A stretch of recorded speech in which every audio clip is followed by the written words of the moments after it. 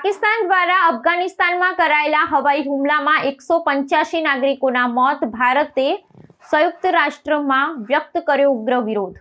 સંયુક્ત રાષ્ટ્રમાં ભારતના કાયમી પ્રતિનિધિ હરીશ પર્વથાનેનીએ અફઘાનિસ્તાનની સ્થિતિ અંગે યોજાયેલી ઉચ્ચસ્તરીય બેઠકમાં પાકિસ્તાનનું નામ લીધા વિના તેના સૈન્ય હુમલાઓની આકરી ટીકા કરી હતી. ભારતે જણાવ્યું હતું કે પાકિસ્તાન દ્વારા અફઘાનિસ્તાનની ધરતી પર કરવામાં આવેલા હવાઈ હુમલામાં અત્યાર સુધીમાં 185 જેટલા નિર્દોષ નાગરિકોએ જીવ ગુમાવ્યો છે, જેમાં 55%થી વધુ સંખ્યા મહિલાઓ અને બાળકોની છે. ભારતીય પ્રતિનિધિએ આ હુમલાને માનવતા વિરુદ્ધના ગણાવતા ઉમેર્યું હતું કે પવિત્ર રમજાન માસ દરમિયાન આવા હુમલા કરવા તે પાકિસ્તાનની ધાર્મિક એકતાના દાવાઓની પોકળતા અને દંભને છત્તો કરે છે. આ વિશ્લેષણ દરમિયાન ભારતે ભારપૂર્વક જણાવ્યું કે કોઈપણ દેશની પ્રાદેશિક અખંડિતતા અને સાર્વભૌમત્વનો ભંગ એ સંયુક્ત રાષ્ટ્રના પાયાના સિદ્ધાંતોની વિરુદ્ધ છે.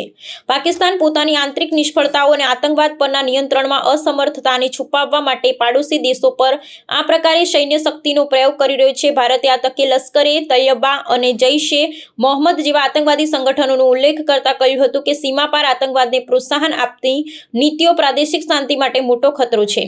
અફઘાનિસ્તાનના નિર્દોષ લોકો જેઓ પહેલાથી જ આર્થિક સંકટનો સામનો કરી રહ્યા છે તેમના પર આવા હુમલાઓ અસ્વીકાર્ય. I thank Ms. Georgette Gagnon, the head of mission and deputy SRSG of UNAMA, for her briefing. India has deep-rooted and civilizational bonds with our contiguous neighbor Afghanistan.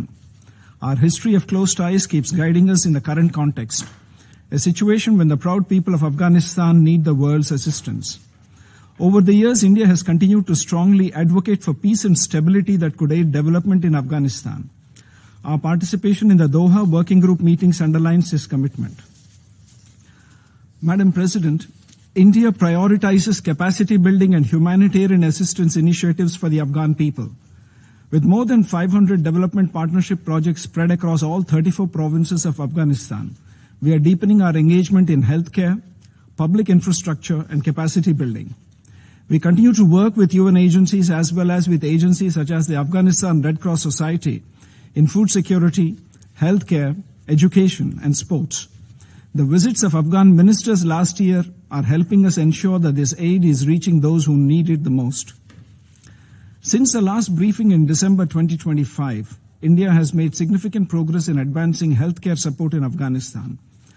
Development projects approved earlier, including the establishment of a thalassemia center, an oncology center, a trauma center, a modern diagnostic center, and the replacement of the heating system at the Indira Gandhi Institute of Child Health, and the construction of a 30-bed hospital, all in Kabul, as well as the construction of 5 maternity health clinics in Paktika, Khost, and Paktia, are progressing steadily.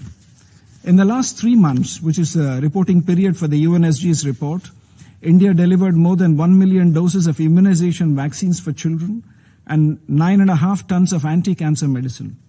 In the coming months, we aim to deliver over 17 million additional doses of preventive vaccines to further strengthen Afghanistan's national immunization program. This is India's investment in the future of Afghanistan. Over the past 4.5 years, my country has supplied 50,000 tons of wheat, 380 tons of medicines and vaccines, and 40,000 liters of pesticides. Following the 2 earthquakes last year, India was among the first to provide humanitarian assistance to the tune of 60 tons of food items, 42 tons of earthquake relief materials, and 73 tons of essential medicines. In partnership with the UN Office on Drugs and Crimes, we have provided 68 tons of medical supplies and 32 tons of social support items for the rehabilitation of drug addicts. In the field of education, our scholarship and fellowship schemes for Afghan students are always in demand. Since 2023, around 3,000 students have availed themselves of these opportunities, including 1,000 Afghan women. India continues to provide financial and logistical support to Afghan self-help groups led by women. On the bright side, any visitor to Afghanistan today would see Afghan youth enthusiastically playing cricket. The Afghanistan cricket team has been winning hearts wherever they have been playing, and their spirit and passion in the just concluded Cricket World Cup was notable. My nation is proud to be part of their journey and happy to see them bring immense joy to the people of Afghanistan who are enduring so much. Madam President, we take note of the Secretary General's report on the situation in Afghanistan, especially the dire humanitarian concerns and the rising implications for the country due to unprecedented scale and pace of forced and involuntary returns under adverse circumstances. Acute food insecurity and climate and natural hazards have led to 45% of the population requiring humanitarian assistance this year, which is a dire situation that needs the world's attention. These significant vulnerabilities necessitate more efforts towards addressing food security, healthcare, water security, and other shelter challenges. The returnees need to be provided housing, basic services, and livelihoods. We add our voice to the Secretary General's call on member states to uphold their international obligations in relation to protection, including the principle of non-refoulement, and ensure that returns are voluntary, safe, dignified, and accompanied by sustained support for reintegration of returnees into communities. The Secretary General's report also expresses deep concern at civilian casualties caused by cross-border armed violence. We reiterate and support the Secretary General's call urging compliance with obligations under international law, including international humanitarian law, and ensuring protection of civilians. India strongly condemns the airstrikes on Afghan territory, which are flagrant violations of international law and the UN Charter and the principle of state sovereignty.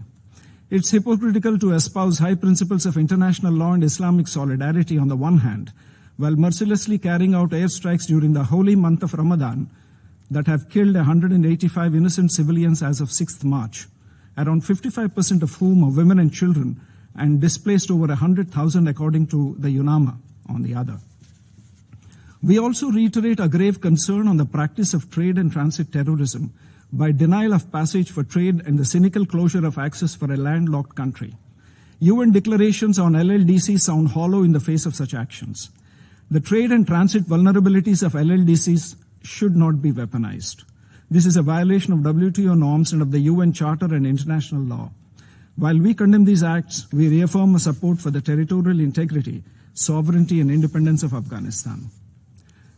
Madam President, terrorism remains a global scourge afflicting humanity, and only coordinated efforts of the international community would ensure that ISIL and Al-Qaeda and their affiliates, including the Lashkar-e-Taiba and the Jaish-e-Mohammed, and the proxies of LET such as the Resistance Front, along with those who facilitate their operations, no longer indulge in cross-border terrorism.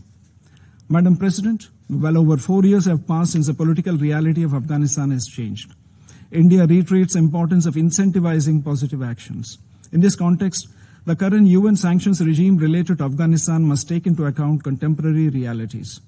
We call on the United Nations and the international community to shun this business-as-usual approach and adopt nimble policy instruments that bring sustainable benefits for the Afghan people who have endured suffering for so long.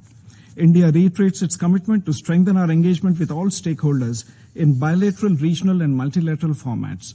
India will always stand for the priorities and aspirations of Afghan society and will always support the people of Afghanistan. I thank you, Madam President.